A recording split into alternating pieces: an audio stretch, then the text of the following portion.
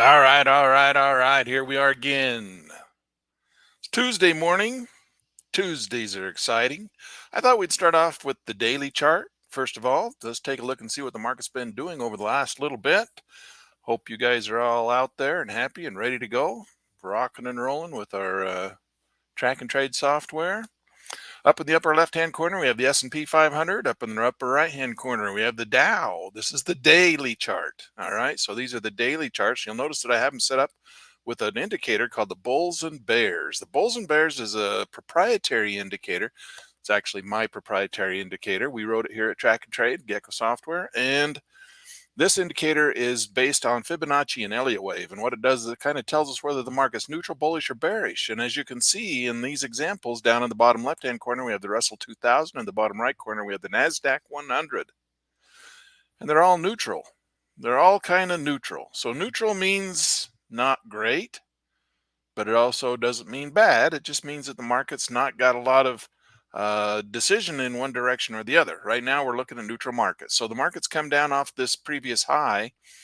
And if you have my book, okay, just give you a shameless plug here. If you have my book, it's called The Stock Market Playbook of Strategies. You can get it on Amazon. Just go and search Lan H. Turner and you can pick up this book. It's 280 pages of how to trade, 280 pages, but it's really important stuff. It's got all the probabilities of what the different patterns are and what the markets are. And we talk about Elliott wave and Fibonacci. There's all kinds of stuff about investing in the stock market, but mostly it's tailored towards day trading type of stuff. But the most important thing that's in there is the Elliott wave and the accumulation distribution models. And so in there we have the probabilities table. It's kind of like I've said before, when you go and play blackjack, you have a probability card that tells you the probabilities, right? And you're allowed to bring those little probability card to the table with you and set them on the table, and you can look and say, oh, this is what she has, the dealer has, this is what I have, what's the probability of me winning? And you look at the little probability card and it tells you. Well, in that book, we have a probability table based on Fibonacci and Elliott wave. And it has the Fibonacci calculations and the Elliott wave calculations, and it tells you what the probabilities are. So if you learn how to count and measure using Fibonacci and Elliott wave, you can look at the probabilities of whether the market's going to rise or fall. And it works on all time frames. We call it fractal, which means that it works on small time frames, large time frames, daily time frames, 1 minute time frames. It doesn't matter. And because Elliott waves move in patterns, markets move in waves, generally one up for every down. We get a little wacky once in a while and it breaks that rule, but for the most part we have one up for every down, and then those waves are counted. We count the waves, we measure the waves, and then it tells us the probabilities, and that's in that book, and it's really good. I pulled a piece of information out of that book, and I'm going to go into that here in today's class, and we'll go over that a little bit, show you what we're trading. But market's about ready to open, so we need to get over to the 1 minute chart so we can watch that, because we like to watch the 1 minute chart on the open. So here's our 1 minute chart. Everything's getting ready. You can see this market's come falling down on the pre-market session, just really cascading down. We got this nice little crossover of the ATR, of the average true range. The price bars have turned green on the Heikin-Ashi bars. Notice we're using Heikin-Ashi. Again, we've got the same thing over here on the Dow. Look at how that thing turned right here just before the open. And if I turn Heikin-Ashi off, this is what most everybody's looking at, else is looking at. This is how their charts look. Of course, I don't know if they have the ATR on there, but this is what most charts look like. This is a typical chart, but we use Heikin-Ashi. Heikin-Ashi is still a Japanese style candlestick, and it tells us the average true range with the little yellow dots, and then the Heikin-Ashi has the Heikin-Ashi smoothing component. So here's actually our little buy signal right here on the Russell, right here pre-market. You can see the market started, that's the open right there. So that was a little buy signal right there that failed on us. Now that's one of the reasons why I don't trade the open, is because when the open comes in, man, the market goes crazy.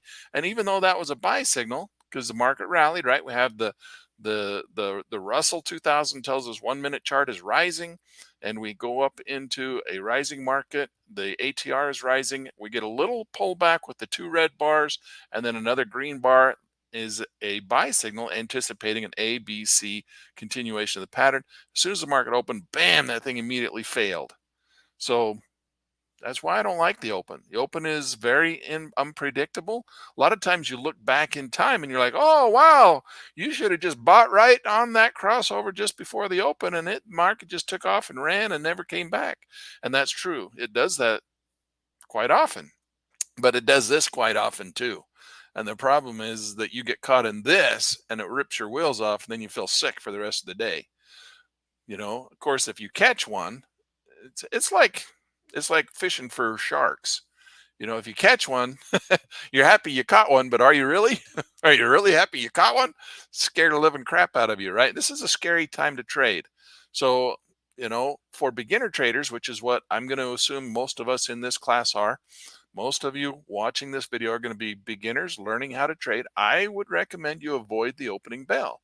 Now, we're here watching the opening bell because it's the morning session, and the morning session gives us the most opportunities with the highest degree of opportunity, or the volatility that's going to move the market in our favor far enough, but not right at the open.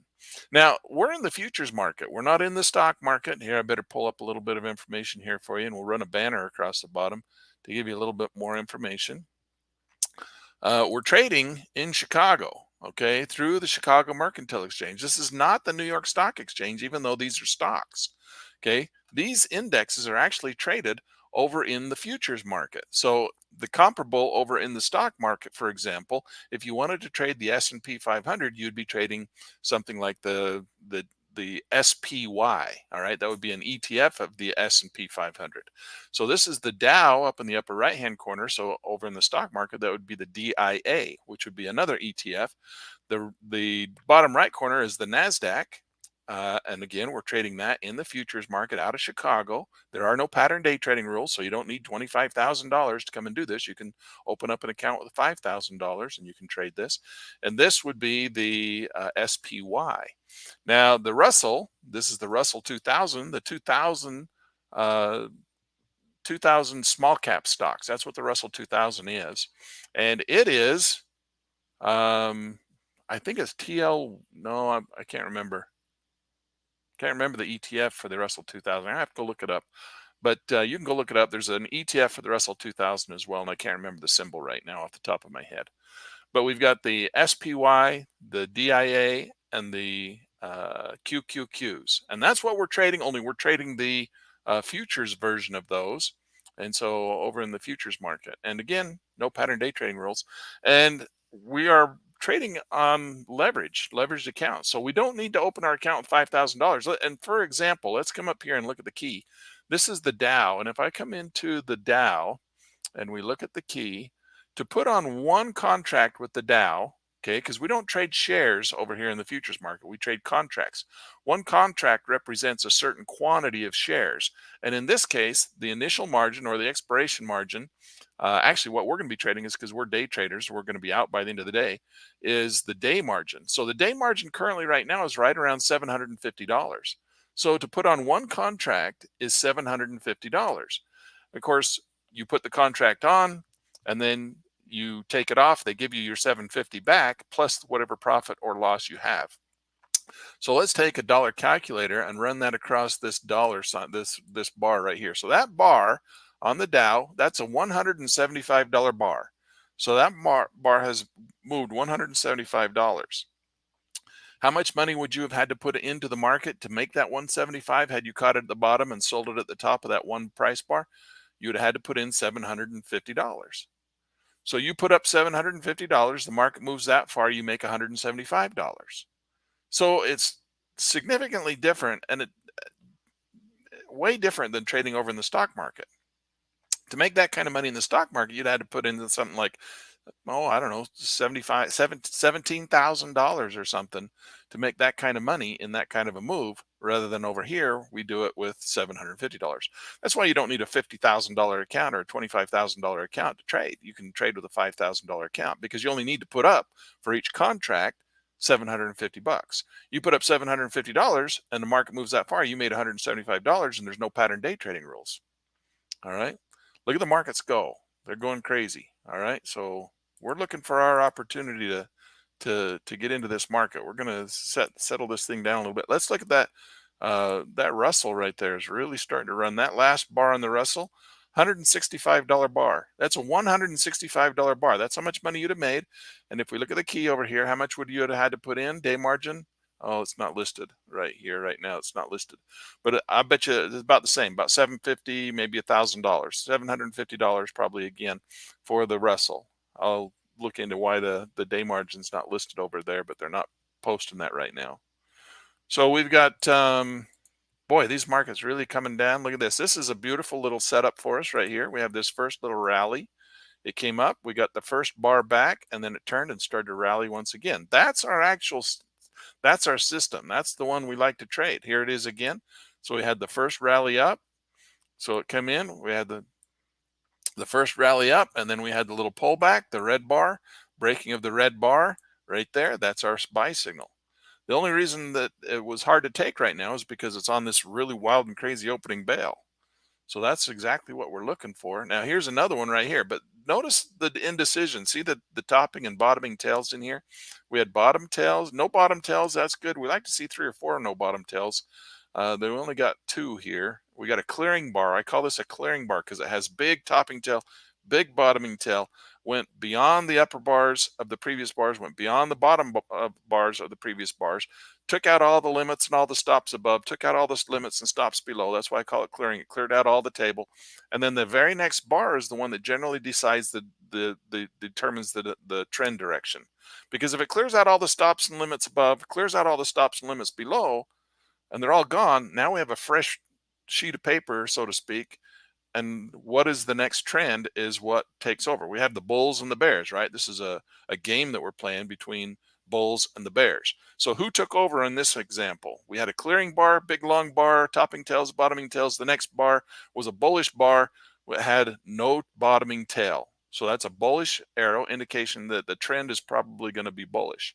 So that took off with two more bars. And then we had the little pullback bar, which was a little clearing bar, indecision, another little clearing bar, indecision. This is a buy signal right here as we're breaking above this signal right here.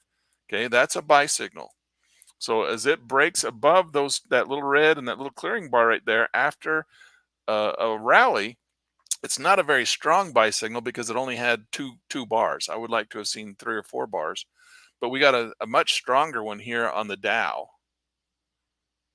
And we got a nice, but that was pre-market. So we have to remember, we have to take that into consideration. This is all pre-market stuff that we're looking at here. So in hindsight, you're like, oh, that looks great. That looks great, Land. Why aren't you in that market? No, no, no, no. Wait, hold on. Hold your horses. If you want to jump into this fray and go fishing for sharks, you can. But just remember, when you catch that bugger, it's going to be a fun ride. All right. So this is a buy signal, and it was weak because this market here, these two little clearing bars, and I was looking for it to break and rally, and because it didn't, yeah, again, it's just a weak clearing bar. You want it to immediately go when it breaks that bar and go and go. The ones that break out and go are your best ones. Those are your best trades. So it's being a little weak right now here, a little indecisive on the Nasdaq. Now remember, these markets should all trend exactly the same. In fact, for the most part, they do. What happens is you'll get some of this action happening where they're going back and forth. That makes it hard to trade. They're supposed to trend all together, just like fish. All right, going in a school of fish, and what we're looking for is we're trying to fish for the fish. But what happens is you end up with one that becomes a leader, and he takes off first, and then the others follow. So what we want to do is we want to trade the lagger. We want to trade the one that's last to go. So if they all take off except for one and it's a little bit slow to go, that's the one we want to trade because he's probably going to go. He's probably not going to fall backwards, right? I mean, the chances of him going in the opposite direction of all the other markets, if he's the lagger, pretty slim. So that's what we like. We like to put the probabilities in our favor. Now look right here, we've got the Dow is falling. Okay, see the Dow falling? And we've got the Nasdaq rallying. So that's not good. Those two should do the same thing. And if they're going in opposite directions, that's indecision. And we be very careful when you see that. Okay, so this stupid NASDAQ is finally looking like it wants to break a lot higher across this little channel that it created where we got this first pullback. Now it's looking like it's trying to break higher, but the Dow is falling. Okay, now the Dow wants to come in. Now we're getting another little ABC up here on the Dow. So watch this Dow. The Dow is coming in, and what we're looking for here and what we're watching for is this next rally. So this is the first rally up. Oh, I got to draw that in there better. So this is our first rally on the Dow. So we're going to draw, let's see, from here to here. So that's our first rally. Now we're getting the pullback, right? And then we would look for the next rally. Now, of course, this could be a reversal. So it could just turn and fall right back down without turning and rallying and going up and making another rally. But look over here. We got a little bit of insight from the S&P. The S&P pulled back, made the red bar, got a clearing bar, and then started to rally once again. Now it's trying to break above the previous high, and that's what we're waiting for. Looking for it to break above the previous high, and it failed. So it failed to break above the previous high. That means we should probably watch down here for these other markets to fail too. Okay. So that means look at the Dow. The Dow is starting to fall.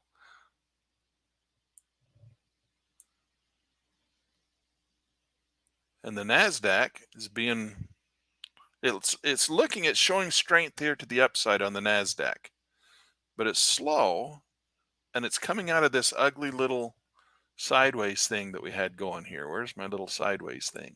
So we had this little sideways market right here. And so it broke out the top of that, and it's trying to show strength. It's got flat bottom bars. See that? Flat bottom bars. But now this one is lower, but that's good. Sometimes that's what we're looking for. We want a lower high right in here, and that would give us an opportunity to look for the next rally up. But the problem we've got is we've got divergence between the Dow and the NASDAQ. Now remember, most of the stocks that are in the Dow are also in the NASDAQ. Okay, or vice versa. And then most of the stocks that are in the S&P 500 are also in the NASDAQ, also in the Dow. So there's a lot of crossover there. And so if we got one going the opposite direction, but the small caps, these stocks that are in the S&P, the Dow, and the NASDAQ are not in the Russell. So the Russell acts independent sometimes. And look at it run. It's really making a run. And now you look at it and you're like, well, Lan, why didn't you just get into the Russell on the open? Why didn't you? Because it's dangerous. we're not danger here. We're careful. All right. So this morning bell is a real dangerous time where you're going to go in and swim with the sharks. And the guys that are trading this opening bell, they're sharks. You have to be careful. They want to take your money. That's why they're there, because they want to catch guys like, us newbies. Not that I'm a newbie. I've been doing this for almost 40 years, but my students are newbies, and I'm trying to warn you, be careful around this opening bell. It looks great in hindsight, but it's dangerous. All right. It's shark infested waters. And all we want to do is catch little trout. All right. We're trout fishermen. We're not shark fishermen. We've got to be careful around these shark infested waters. We'll get our shot. There's lots of time. There's 6 more hours of trading. 6 hours to find just the right setup that works for us. We don't need to come and swim with the sharks right off the bat. All right. So we're going to just be careful. We're going to be very cautious and give you a little bit of information about me. Lan Turner is my name. Former instructor at the Chicago Mercantile Exchange and Board of Trades Education Center. I had the good fortune of teaching there. And it was actually more of an education for me than it was me teaching. Even though I was a teacher, I got to sit at the feet of some of the greatest traders that this country has ever seen and learn from them while I was teaching. I was there at a time where they were trying to close down a lot of the action on the floor of the pits. And I was brought in to help teach people how to move from the pits into the electronic trading, because electronic trading was becoming more popular, and those guys that were on the pits needed to learn how to move from the pits to the computers. And so my job was to come in and help guys learn how to trade on computers. And oh, look at this beautiful little setup right here. We got a nice little setup right here on the Dow. We're getting the same little setup over there on the S&P. Not quite so pretty on the S&P, but see that little break right there? Now this could be to the downside, because we have, look what we've got going here. Okay. See this arrow right here? That's crossing of course, it's crossing the VWAP too, volume weighted average price, but it's also crossing the average true range. Now this could be one of two directions, right? If we draw a trend line down the top like this is a green bar. It could be a rally. It could be a continuation of this uptrend. So we could come in here and say, well, I think this market's going to, let's just go off this first leg, the second leg. I'm going to think it's turn and rally and it's going to go up again, break this previous high and continue to rally, right? Or it could be a signal that we're going to go short once again and we're just getting a little ABC to the downside. So it could come this way, down here, pull down, go up, didn't break the ATR, and that's an indication that we should see this market fall. So if that's the case, we'd want to take a first break to the downside and watch this market continue to fall. The problem is it's at a neutral zone right here, trading around the VWAP. So at the VWAP, that's all neutral. So it's not making any decision. But if we wanted to trade, we come in here and we could trail up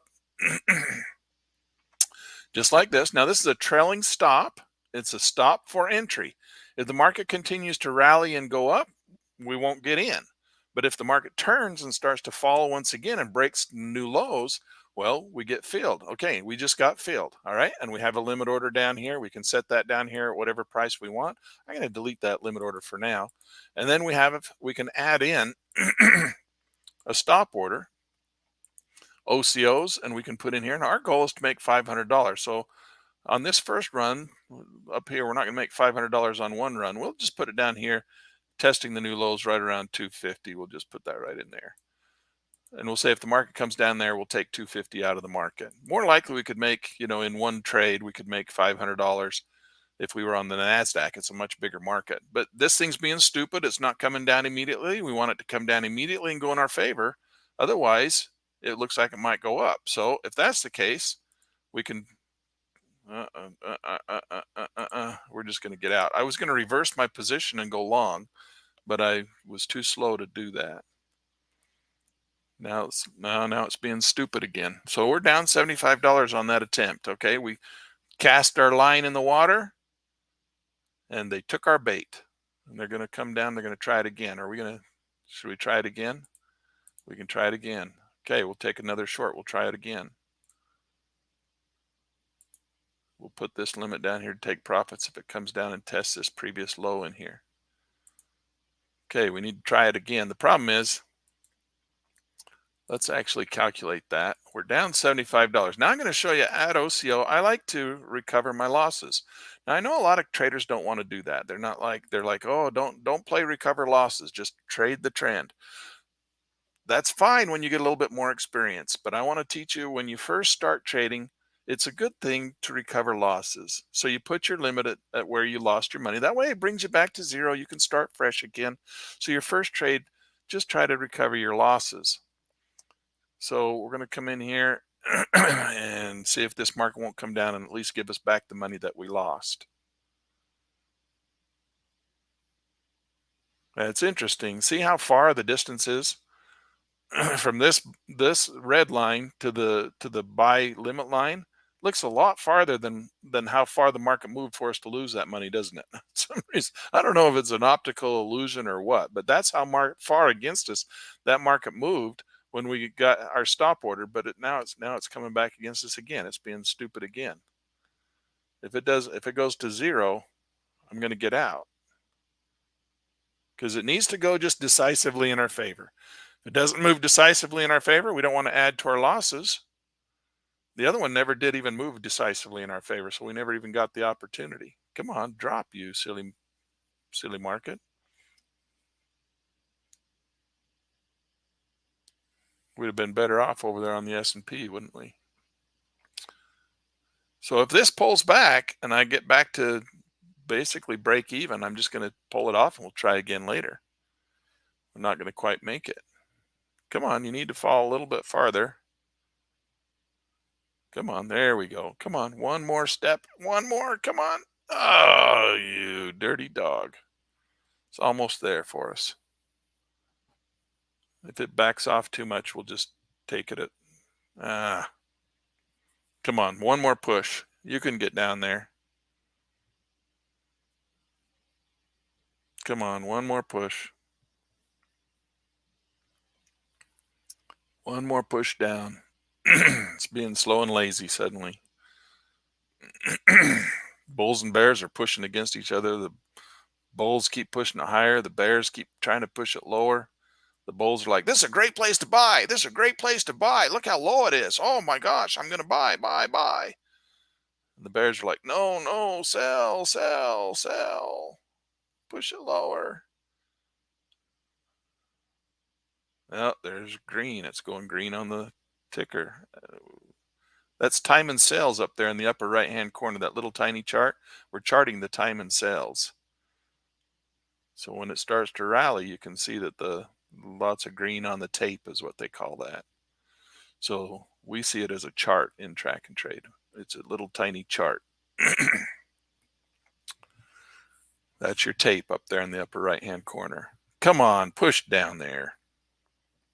I think we're going to get a failure here. It doesn't look like it wants to go down.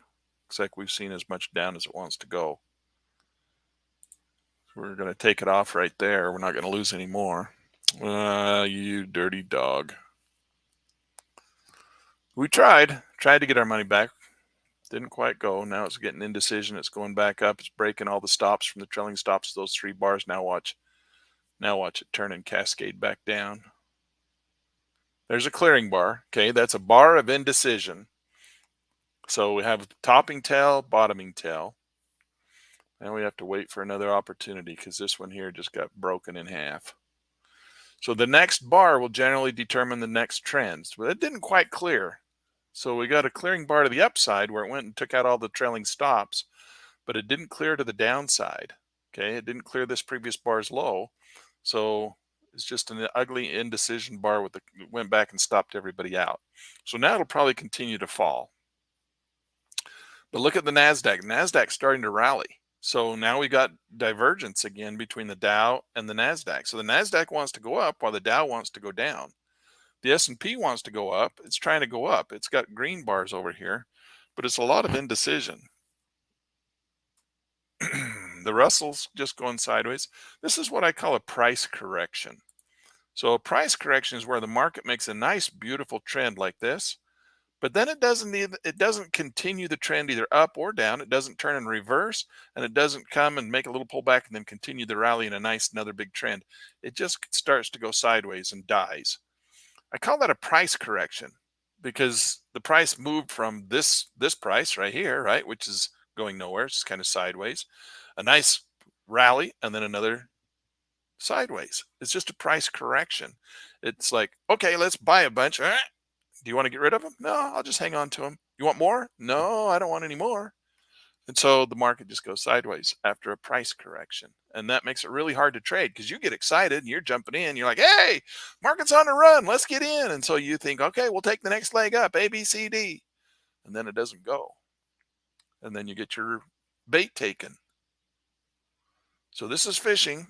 These are our 3, 4 fishing holes. And we're just going to go fishing. All right.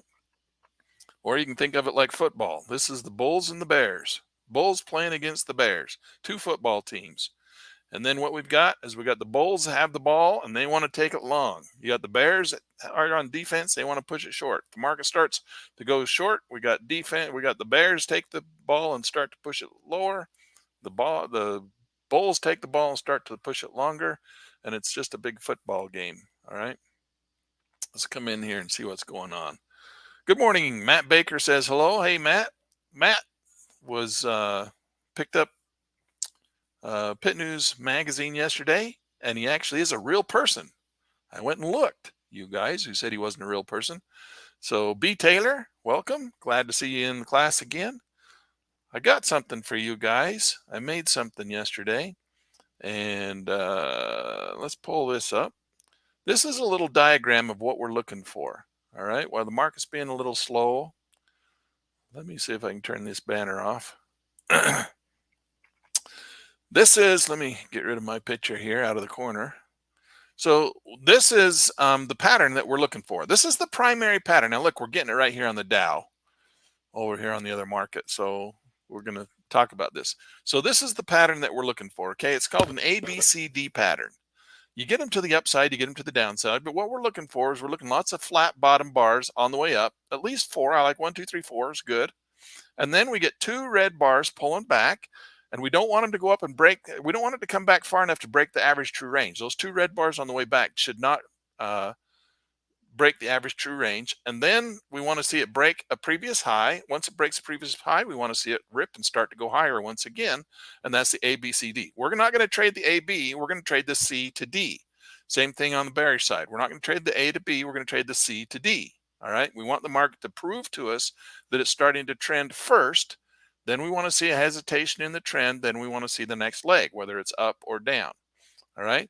I have another one here for you. This is the other one that we look for. We look for a rally bar. These are called thrust bars. So we get a nice big long bar, then we get a small little pullback bar, and then another thrust bar afterwards. Sometimes you'll get a little pattern like this with two bars. A big thrust bar, a little pullback, and then a break above the previous thrust bar and continue higher. Same thing on the downside. Now, this isn't as high a probability as the ABCD pattern. ABCD pattern is actually a little bit better than this one. And then, of course, this is the next one, which is a little bit more not quite as high a probability because the market's had more neutral time. So it starts to rally, it goes up, creates a high, pulls back down, creates a support, goes up and tries to break the previous high and fails. We might have taken a long position right there, right? And that would have got us stopped out as it turns and falls once again. And then we can try again on the second attempt to go higher. And then if the market pulls back, test the support level, you can add in there if you're aggressive, or you can buy on a break above that red bar, and away we go once again. So that is the patterns that we're looking for. We don't need to go beyond that. There's one more that we can go into, which is the flat top and flat bottom. I call them the flat top ninja and the flat bottom girls. Okay, and it's based on a flat market. It's going sideways, like we're seeing down here on the Russell. So if I flip back over and show you, this is the Russell. See the Russell? We got a flat top ninja right here. It's getting ready to go. And usually what happens, if we go back to the image, is usually if we have a flat across the top, the little yellow bars are across the top, the market takes off and goes up. If the bars, the little yellow dots are flat across the bottom, the market usually falls and comes down. See that? So if we go over and look at the Russell, what is the Russell? What is the Russell? The Russell is a flat top ninja. It looks like it wants to fall and come back down, right? From that last diagram, this would be a down signal. But look at what the Dow is doing and the NASDAQ. So the NASDAQ actually took off like a rocket ship. It's taken off, and so has the S&P taken off. The Russell, the Dow, it went too, but it's not quite as aggressive as the S&P and the NASDAQ coming out of this little pullback, this indecision area. So we have this little pattern right here. So this little pattern right here on the 1 minute chart. Okay, see this little pattern right here on the 1 minute chart? Let's get rid of this drawing tool. I'm going to draw a circle around it right there. See this pattern on the 1 minute chart? See that? If I take that and look at, show you again, it's this pattern right. Let me see, where's my, that's that pattern right there, isn't it? Let me get rid of this so you can see. That pattern right there, see that? It's that first pattern right there. So we got the first rally to the top, it failed the second one, and it went on the third one. Okay, so go back and I'm going to look at the NASDAQ once again. Look at this pattern right here, this bullish pattern. Now we're going to go to the NASDAQ. Now look at that pattern. It's right there. That's the exact pattern we just drew a picture of. Okay, we got the first rally up, came down. It failed to the first drive, came back down. And when we tried the next drive, that one was the buy signal right across that red bar right there, which actually happened to be the VWAP. And that's where that market took off and started to go. And all the flat bottoms, see all the flat bottoms? So if we'd have been paying attention, we could have taken that there, and we didn't. That would have been a nice trade, and we'd have been done for the day. We'd have easily made 500 bucks on that one. Plus recovered all of our losses that were down right now. Although the problem is that we've got a flat bottom ninja over here on the Russell. Now, it doesn't mean it has to fall. It just means that if it does fall, that's where you'd take a short position. It can still rally out of this narrow sideways channel. Okay, because we get kind of that same ugly little pattern. This is the ugly one. This is the high. It tried again here, and now it's breaking above and trying to go long once again. Now, we're getting the pullback on the Dow. Okay, so we're getting the Dow. I like to trade the Dow because it's a little bit smaller market. And when you're wrong, it doesn't rip your wheels off as badly as the NASDAQ. Of course, when you're right on the NASDAQ, you make a lot more money. Yesterday was a good day. We traded the NASDAQ and we made our $500 in split second. So look at the Russell. It's taken off. It's breaking above that previous high. Now it's testing this previous high right here. So it's testing that high right there. Right now it's bouncing off of it. And you'll notice that it's got to break through that and hold above it. Okay, so it's got to hold above it if it's going to stay up there and go. The problem is we got divergence, right? Now the S&P and the NASDAQ are falling. Look, the Dow's not falling. The Dow, look how late the Dow is to follow the S&P and the Russell. So we could take a short position on the Dow right now in anticipation that it's going to follow the Russell and the NASDAQ down, unless it wants to diverge and start to follow the Russell up. That's kind of an odd thing. It shouldn't do.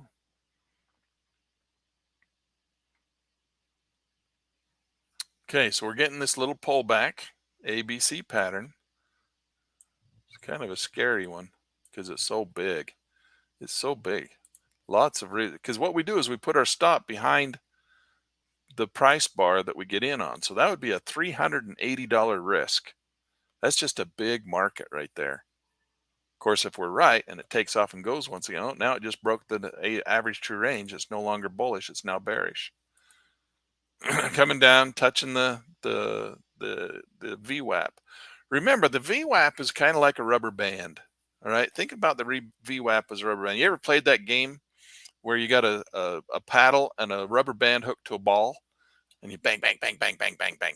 That's what the VWAP is. The VWAP is the rubber band, and the market is the ball, and the VWAP keeps pulling the ball back to the VWAP. Okay, so the VWAP, if the market swings high above the VWAP wants to pull it back down to the VWAP. If the market swings way down below the VWAP, it wants to pull it back up to the VWAP. So VWAP is kind of, think of VWAP as neutral, and the market swings over and above and back and forth across VWAP. Now, if it can get up, if we have a strong market and it can get up above VWAP and we're bullish and the market sits there and higher highs and higher lows and stays above the VWAP, that's a great day because all you have to do is keep buying the dips. And then the market goes up again, buy the dip, goes up again, buy the dip, goes up again. That's a great day. But when it sits there and swings back and forth across the VWAP, that's a neutral indecisive day. So we're getting a lot of indecision right here. So you can see that on the Russell. It made the price correction. It went up. It broke that little trend right there above the second high. It went up and tested the previous high and failed. Now, usually when it fails the first time to test the previous high, it try and go up and it'll try and test it one more time. And oftentimes it's that second test that'll break and go through. So we'll have to wait and see. But you can see volume came in and then volume fell back down. So now we got the little ABC, but we're bearish. So now that turns us to the downside. So is it going to go up, come back way too far, broke the ATR to the downside? Now it's telling us everything is bearish, and then going to go back up and continue the ABC to the upside. This is what's difficult about trading. You don't know which direction it's going to go. Okay, it's telling us that it's bearish, but it's giving us the little ABC, and it wants to rally and go higher. Is it going to continue to rally and go up and break the ATR and flip the arrow, and the arrow is going to say now we're bullish once again? Or is this just a micro pullback, a little flag formation, we call it, flagging to the downside again? Or is it just going to stay neutral? Because we could take a short position off of here. Let's drop one in there. If it drops, this would be because we got the down arrow, right? So we got 1, 2, 3 bars down. We only got 2, so it's really weak to the downside. So this is not really, I'm not really happy with it. But the Dow is falling, the S&P is falling, the NASDAQ is rising. So I want to see the NASDAQ fall with the Dow on this little micro pullback. Here we go. I'm going to get rid of this one because it doesn't have the calculator on it, and add a calculator in. So we could just try to recover our $65. Oh, look at this market. It's pulling right back immediately. Our $65 would be a recovery right around there. But this market could fall further than that. That's only $55. And then we'd feel bad we got out with a recovery. But I think at this point where this market's being so weak, I think we should take a recovery at the VWAP. Oh, came down and gave us our money back and then started to back off again. What a lousy market. Look at that. It should have gone down, should have kept going. Now we got a clearing bar. What a rotten market. Come on, you guys. Let's go over and look at the news. Let's go look at the news. This is the economic calendar. So the economic calendar right now, if we bring that up, I can show you. I think it's coming up. I think you can see that. Can you see that? Here's what it is. This is the one yeah, it's working. All right. Here's what I want to bring over to your attention. Okay, see this? This is Tuesday, September 12th. 4 a.m. we had a news report. 8:30 a.m. we had a news report. And at 10 o'clock we have the WASD. 8:30 we have the New York Fed Treasury purchase. That's not going to move the market much for us. We don't really care about that. It might move it a little bit, but it's not probably going to do much. It's the ones that are red that are really going to move the market. But the WASD report, that's an important report for corn, wheat, beans, soybeans. We are in the futures market, but we're trading the indexes. So we could switch over at 10 o'clock and go look at the grains, because that's what that's going to affect. And in fact, here's the WASD. What is the WASD? People say, oh, what's WASD? What's a WASD report? That's the World Agricultural Supply and Demand Estimate. It's a monthly report prepared by the World Agricultural Outlook Board of the United States Department of Agriculture. The report provides annual forecasts for supply and use of U.S. and world wheat, rice, coarse grains, oil seeds, and cotton, as well as U.S. supply and use of sugar, meat, poultry, eggs, and milk, and Mexico's supply and use of sugar. The report is prepared by the Interagency Commodity Estimated Committee, which includes analysis from USDA agencies who compile and interpret information from USDA and other domestic and foreign sources to produce the report. The WASD report is prepared under tight security. It is designated a lockup area of USDA South building to ensure that the market sensitivity projections are released simultaneously to all end users and not prematurely to anyone. The report is widely yeah, okay. The report is widely used by farmers, traders, processors, and other stakeholders in the agricultural industry to make informed decisions. So where we are in the futures market, this is a very important market to move the traditional commodities, and that's going to come out at 10 o'clock. So be mindful of that, and you can come over and watch those reports. So let's go see what we missed while we were goofing off looking at the reports. Good thing we didn't stay in that NASDAQ. The NASDAQ didn't go anywhere. We took a short position off of those green bars, a break of those green bars, only to get another clearing bar. Oh, but look up here on the Dow. We traded the Dow first, and then we were like, well, the Dow's not being very strong, and we took a small loss on the Dow. So then we're like, well, we'll trade the NASDAQ, and then the NASDAQ didn't do very well either. And then the Dow was the one that started. This Murphy's Law. Which one are you going to trade? Which one are you going to be the one that takes the position on? Murphy's Law says that you're going to take the wrong one. So anyway, this market's just being ugly and stupid right now on the NASDAQ. It's being a little bit nicer up there on the Dow, so let's see what the Dow's going to do. This is a little pullback on the Dow, but the market's already kind of, see that little flag right there? We call that a flag formation. And the reason we call that a flag formation is because we have this peak bar come down, and then we have higher lows, but we have lower highs and lower highs. So this becomes what we call a flag. So we say the market is flagging. All right. So the market is flagging. It's in the process of creating a flag. So we would look for a breakout of the flag in this case, to the downside. The reason we look for the downside is because we're in a downtrend. So the market is coming down, it flags, and then we would expect a continuation of the downtrend. So that's what we would look for. We'd look for a breakout. Now, if it broke out the top of the flag, that would be a reversal signal, and we would wait for the market to rally up, give us another flag, to the upside, and that would be our buy signal to the upside. We don't break the flat. We don't buy a break out to the long side of a flag in a downtrend. That's generally not what we do. We wait for it to make the reversal, make a flag off the long position, and then take the long trend out. Okay, so we don't generally want to take this break to the upside out of a flag. So this flag came down, tested this low, and failed. Okay, which is why I didn't take it short, because I was worried it was going to do that. So it come down, tested this low, failed, started to look like it wants to rally. Now you're like, jump in, land, go long, go long, go long. No, be cautious, be careful. We want to prove that we're making a reversal first. We don't want to just take every little reversal, because that's where you get in trouble. Okay, we have to be careful. We have to be cautious. We want to prove that the market's going to rally first. So we're going to look for 3-4 bars up. So we got our clearing bar. Didn't clear the bottom side, but we already got a test of the bottom side. So we want to make sure that this thing goes with nice. I want to see 3, maybe 4 flat bottom green bars up here, and then I want to see a couple little red bars. That's where we'll take our long position to the next run higher.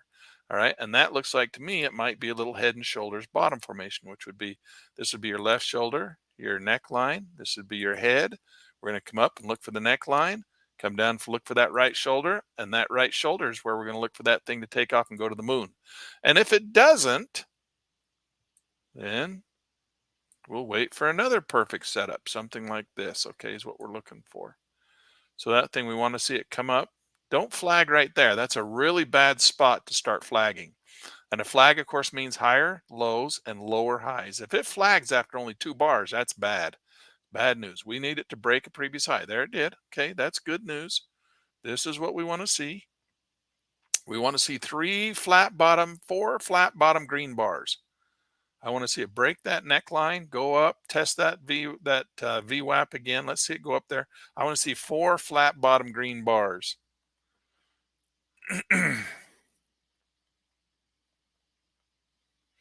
And if we get those 4 flat bottom green bars and then 2 red bar pullbacks, we can take a long position to the next leg up.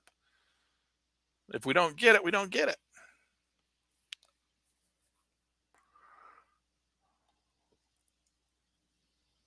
I wouldn't be doing my job here if I wasn't telling you the platform we're on, right? My trading platform is Track and Trade Live Futures. You can get a free 14-day trial at trackandtrade.com. Come and join me. Go over and get your trial. Come over here and I'll help you set it up. We'll set yours up like mine. This is using the Heikin-Ashi bars. Of course, we got other things we're looking at too over here. I've got multiple charts, but you can't see everything that I've got going. I've also got a 2-minute chart that I like to look at. So here's the 2-minute chart. 2-minute chart's a little bit cleaner. It gives us a little bit better idea of what's going on because it's not quite so noisy. And you can see we're just in a flat neutral time frame based on the bulls and bears. We talked about the bulls and bears earlier, where it's based on Fibonacci and Elliott wave and the probabilities, and then we count the waves. So that's what we're looking at here in the 2-minute chart. This is my long-term chart when I'm trading. The 1-minute chart is where we execute. The 2-minute chart is the trend that we're executing off of. So this is that pattern. Okay, look at this. Okay, see this pattern right here, this high, and then the next high, and then the break low right here on the S&P. See that? We're coming down here, but see this high, the first high, and then the attempt to cover the first high failed, and now this is our buy signal to the long side, looking for and anticipating this next market to rally up. That's this pattern right here. So if I throw that back up on the stage, that's that pattern. Let me get my face out of the way. That's that pattern. See that on the 2-minute chart, and it's the same thing we're seeing on the Dow on the Dow. So that's this pattern right here. It's a bullish pattern. So let's go back over to the charts. All right. So that's that pattern right there on the 2-minute chart that we're looking at on the S&P. But I'm going to go back now to the 1-minute chart. I'm just going to pull up the portfolio of 4 charts. Okay. Now we're getting that on the Dow, on the S&P. We're getting 1, 2, 3, 4 bars, 3 higher, 4 lower. That's perfect. That's just what we want to see. On the 2-minute chart, we're seeing that that pattern to the long side. This is getting me excited. All right. I'm getting excited. I want to see 2 bars pull back now. I would like to have seen that stay green first. I wanted to see 4 flat bottom bars. It's a little showing a little weakness, but we'll we'll try it. Excuse me, losing my voice. There we go. Oh, look how it came back and it broke that. Came back and broke that low right there. That's not good. We didn't want to see that. See how it broke that low right there? That was coming back and taking out the stops. And then it starts to rally. Now we need to see it come down. The problem is if it's too weak, I don't want it to break the ATR. No, don't do that. It broke the ATR and it's going to close below the ATR, which is going to flip this thing and go the other direction. Okay, so this was a bearish pattern, a bullish pattern to the upside, trying to break above this previous high, and it just broke bearish.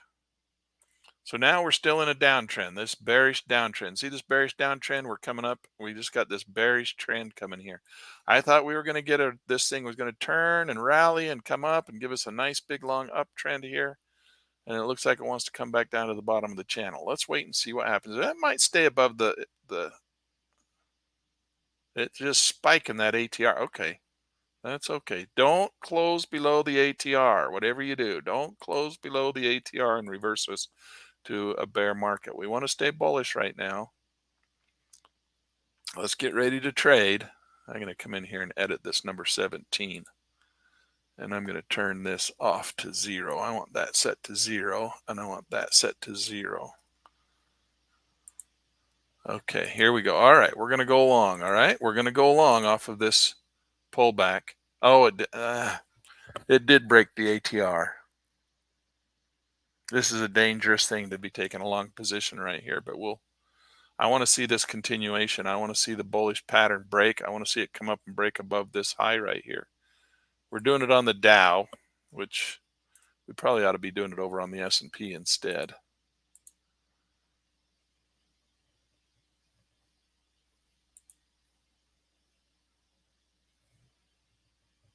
What's it going to do? Come on, bulls. What a wimpy market. We might just get ourselves into a position and have it fail on us again. I'm not going to take a big risk here. We're just going to go one bar back. This is a reversal stop. So if it goes up and fails and turns and comes back down, we're going to take the short position, called a reversal stop. Notice that I'm selling 3 and I'm long 1. So it will reverse the position. It'll take off the long 1 and put us into the market with short 2. It's kind of a dangerous little trick, but it's one that works well if the market will move for us. If the market's weak and doesn't move, we need a breakout. We can't have it go sideways. That's bad. Sideways markets where we get our wheels ripped off, and we're getting lots of sideways markets here. This is not a good market. We probably shouldn't be trading. We're sitting aside, sit on our hands a little longer, but we'll take one more shot at it. If it doesn't work, we'll sit on our hands for till top of the hour, till 9 o'clock. I like to wait till the top of the hours, 9 o'clock, 10 o'clock, 11 o'clock, 12 o'clock. You're going to see that I don't know why, psychological somewhere, but it seems like at the top of the hour, we start getting action. All right. So the market, if it's weak, and it'll kind of be stupid for a while, and it's being stupid right now. It should have immediately just gone. It broke that high. It needs to just go. And if it looks back at all, we just want to get out. We just want a market that's got strength.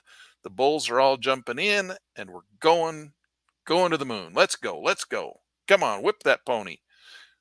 And if it doesn't go, then we just get out. We don't want to take a loss. We don't want to sit in this thing and say, oh, well, it'll come back. I know it'll go up eventually, and sit through a huge drawdown. Don't do that. Once you get in, you get your signal, you get your break. If it doesn't immediately go in your favor and go, and it starts coming back and starts showing weakness, just get out. Unless you're going to do this stupid trick I'm doing right now, which is a reversal trade, which would then anticipate a cascading down of a falling out of the bottom if this rally fails, which it looks like it's going to fail because it went up, it broke that previous high. We should, come on. This is frustrating. Frustrating trading day. So it failed to break that high, failed to break above the ATR. It's just weak, weak, weak, weak market. Come on, buddy. Come on, whip the pony. Whip him. Whip him. Spurs. We need some spurs. This is weakness. We should just exit. I'll hold on for a second. I don't want it to go negative on me, but, and I'm not going to take the reversal. Oh, maybe we will. Let's just, let's see what happens here. Maybe the reversal, maybe the bears will push it. Come on, whip that pony to the downside now. Come on, baby. Come on, kick in the spurs. Now he's just coming back. We're just gonna get ourselves in trouble here.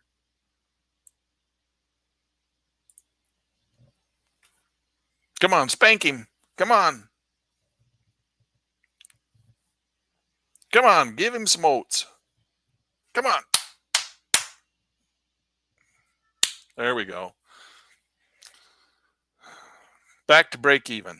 So I like to do that when, you have a little few rough trades and you get down a little bit. I like to take, now we can reset things. We can cool off. We can say, okay, we went to 8 o'clock, 8:30.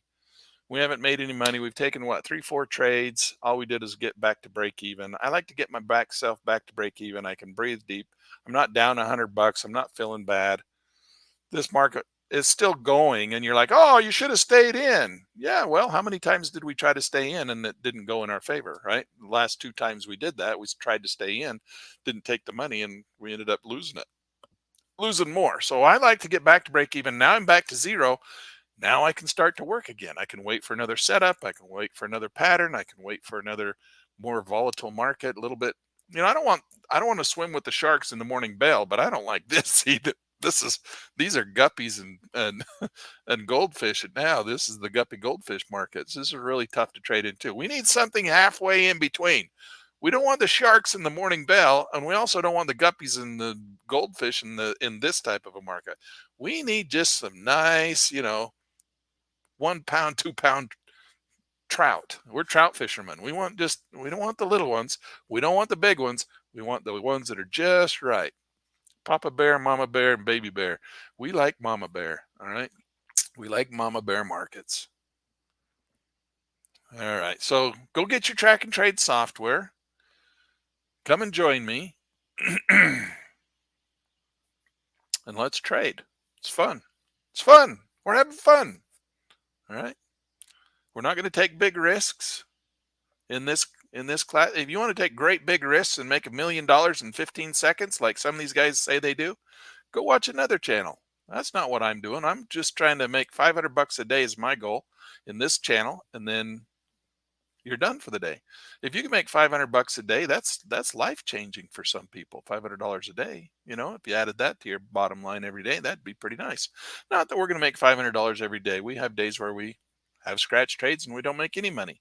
Of course, I'll come back at 9 o'clock. I'll come back at 10 o'clock. I'll come back at 11 o'clock, and I'll watch for the opportunities. And it usually works out pretty good. Now look, the NASDAQ. We should have done it on the NASDAQ, right? Because it's still dropping. The Dow, it died on us. That's the market we were trading. It died on us. We got our money out of it. It died on us. Doesn't mean it's flagging right now, but it's an ugly little flag. We just need some news or something. All right, here's something else I want you to be aware of. Pit News Magazine, trusted source for intelligent trading intelligence, pitnews.com. I want you to go and subscribe to pitnews.com. Yesterday, I know that Matt's here with us, and Matt subscribed yesterday, got into the class. So I'm going to be working with Matt. Matt says that he really liked the article on the CMF. Good. I'm glad you liked it. The CMF is a great tool. It's the commodity. What was it? The chalk and money flow. And so what it does is it tells us when the market's, it's kind of the reversal of what we do. We as small speculators, we like to buy low and sell high. But the large speculators, the large hedge funds, and look at this. Oh my gosh. The NASDAQ dropping like a rock, and our stupid Dow, the one we were in, is hesitating. But it's getting ready to fall. Look at that. It's that little flag is paying off for somebody. Look at it go. But the big speculators, the large banks and hedge funds, they like to buy when we're selling, and they like to sell when we're buying. If we're buying in an uptrend, who's selling to us? It's the guys who bought in the downtrend, which is usually the big banks and hedge funds. And that's what the chalk and money flow teaches us. And it's a great tool, especially when you're trading, like for investing in the stock market and stuff. It kind of helps you know better when to be buying and selling in the stock market on longer term investments. It's a great tool for that. And glad you liked the article, Matt. Hope you liked Pit News Magazine, all the rest of them as well. There's some great articles in there. Did you have a chance to listen to the did you have a chance to listen to the articles, some of the others? There's audio on almost all the articles. I did a video for mine, but the others had audio, and so that was really nice. The little signpost pointing the way says there is a 4-hour supply zone just above the DJI. I would not want to be going long. Yep, not yet, Matt. There's a really good article in there by Aiden Gray that I really like. So go watch that one in the Pit News magazine. Look, you can get Pit News an entire year for this amazing magazine, which has audio. It's like a podcast magazine for $1 for the entire year. So everybody jump over, get that, support the channel. That would be nice. And you're going to love, love, love Pit News Magazine. So jump over there and do that. Oh, and just quickly, did you get your covered calls book too, Matt? Because if you sign up for Pit News Magazine, you get this free covered calls, how to trade for income, solving the 5 pitfalls. So for $1, you get the entire year subscription, plus you get the solving the 5 pitfalls of covered calls as an additional bonus. That's a great little book too. I wrote that one. So get that for free when you sign up for Pit News Magazine for $1. If you don't have $1 to be learning all you can about different trading strategies, that's what Pit News Magazine is all about. It's all about trading strategies. Look at this. Look at the NASDAQ. Oh my gosh, look at the NASDAQ. Oh my gosh. Look at the Russell. And then the Dow, wimpy Dow, the one we were trading. Good thing we got out when we did. We should have been trading the NASDAQ, right? All right, guys, I tell you what, I'm going to come back at 9 o'clock. Not here. I'm going to let you guys go, but I want to, before I go, I always like to end with a little lesson. So we're going to look at our little lesson in here. So let's get rid of this, and let's get rid of this so you can see. Oh, let's see. How do I get rid of that? Oh, then how do I get rid of that? Let's get rid of that. There we go. Size matters. All right. Plan your trade and trade your plan. It's easy to trade 1 or 2 perfect setups with larger position size. Let's see, the question is, I guess it's asking, is it easier to trade 1 or 2 perfect setups with larger position size, or is it easier to make lots of trades with smaller position size? Don't trade out of your league, all right? This is why we don't want to trade the opening bell of some of these markets, because it's, that's where the sharks are. So don't trade with the sharks. When first starting out, only trade 1 or 2 perfect setups with the smallest position size. We oftentimes say, trade small, but trade a lot. Trade a lot, but trade small. And then you can grow into your pants.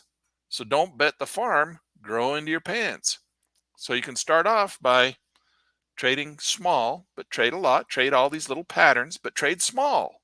So you can get used to it, get some experience, and make some small profits. And then you can scale up. All right. Start to scale back, find out which trades are the absolute best, which ones are working the best. And then you can come in and you can scale up. Okay. So you can put on bigger positions and take fewer trades. So that's the idea. Trade small, but trade a lot, or trade big and trade very, very seldom. So that's kind of the game that we're playing here. All right. One more look at the markets. That NASDAQ is falling out of bed. Look at that thing go. Holy cow. So there was a nice little flag right there. So there's a little flag. Here's another little flag right here. These are areas where you could enter into the market when it broke these previous lows. This is what we call it, flagging. So the market was flagging and then it dropped. Then it flagged and then it dropped. Okay. Flagged and dropped. Now we've got divergence between the Dow and the NASDAQ. So the Dow wants to rise in price, breaking the average true range, showing positive bullish trend, while the NASDAQ is still falling. So this is probably an indication that we're reaching the bottom of the NASDAQ trend. All right. Doesn't mean it has to stop there, but usually when the other markets start to rally, this one will slow and we'll start to look for it to reverse and start to come back up. Then we'll see how far the Dow rallied to see if this is just going to be another flag and another drop to an ABC down or what that's going to be. All right. All right, guys, we'll continue to watch. I'll probably come back around 9 o'clock, 10 o'clock, and I'll probably do a little bit more trading on my own to see if I can't make a little bit of money today. But I'm going to let these markets cool down, calm down a little bit, come back at 9, 10 o'clock, top of the hour. And we'll catch up with you. Hopefully you'll be here tomorrow and we'll do it again in the morning. All right, tomorrow morning we'll try again. All right, take care. We'll see you.